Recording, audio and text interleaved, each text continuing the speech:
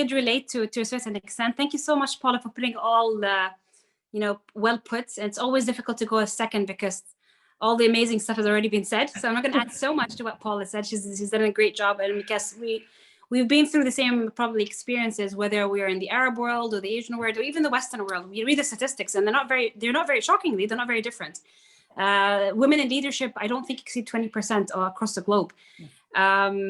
So I might share my experience, but just because storytelling, I believe in storytelling and the power of storytelling. There's 3 different kinds of leadership positions that I've experienced, whether it's in the academic field or the research field, be a PI of a group, male-dominant group, and teaching as well in a male-dominant academic faculty of science, and also leading the Ahad Foundation, which is also predominantly male-dominant. Maybe one of the things that I would share is that it's very important, as Paula said, is to believe in your value, to believe in your self-worth, to invest in your strengths, because I wouldn't say any gender is more important than the other. I want to make it very clear that we complement each other. We don't compete with each other. We're just like jigsaw puzzle, where every person plays their role, whether you're male or female. And I genuinely believe in that, because every gender brings a different set of skills on the table. So it's very important to complement these skills.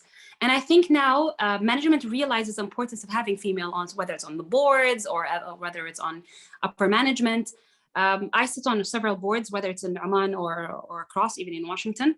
And I can see there's more acceptance now. It's much easier than it was in the past. What really helps is to have role models. So it's really important that female role models do come out and speak about their experiences, because when I was in a younger age, let's say when I was still in high school, there were not enough role models. Not that they're not present, they were not outspoken. So they would be there, but we wouldn't hear of their successes and their achievements. So we would say like, oh, there's no room in Oman for growth. So I come from the Gulf region, from Oman. And Oman is one of the countries that empowered females a very, very long time. His Majesty late Sultan Qaboos has empowered the females, and we've sat in the cabinets for very long years, since the early 80s and the late 70s. So I would say that helps. Having role models in upper management helps, but we need to be advocates, because Lamya, we support each other. Who is your role model? Who is my role model? It's a male, actually. It's Sheikh Khalfan al-Aysari. And one of the reasons why actually he is my role model is because he empowered females. So he was one of those cool religious guys. So normally people have an impression about religious people that they're very strict, but he's one of those. He passed away 4 years ago, and I still feel like he lives within us, around us, because he was just so touching. He had very high emotional intelligence. That's one of the skills that females have.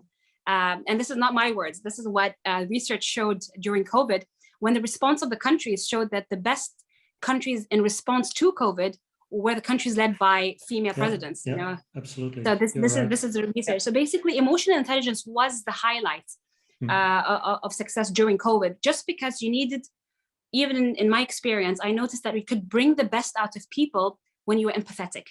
We used to speak about these skills a lot before COVID, and we believed in it. But when you experience it and you see the effects, it might sound like a very simple tool or a skill, but it is extremely powerful. When you just show empathy to your staff, empathy to your students, empathy to your employees, you'd really bring the best out of them, even when you have limited resources. Because people want to serve because they really genuinely want to serve, not because they have to. They're happy in their work environment. And that's what leadership is all about. It's about bringing the best out of people. Right. And that's what I experienced in the previous years.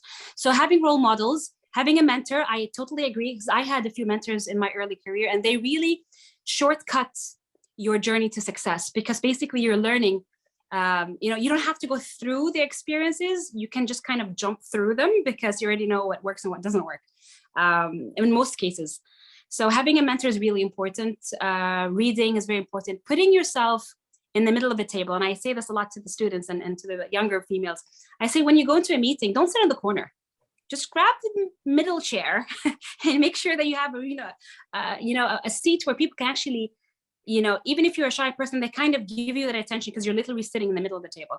So grab opportunities, be confident to ask for help. We do need support. Nobody rises to the top by themselves. We all need support, whether you're males or females. Let's just admit it. It's normal.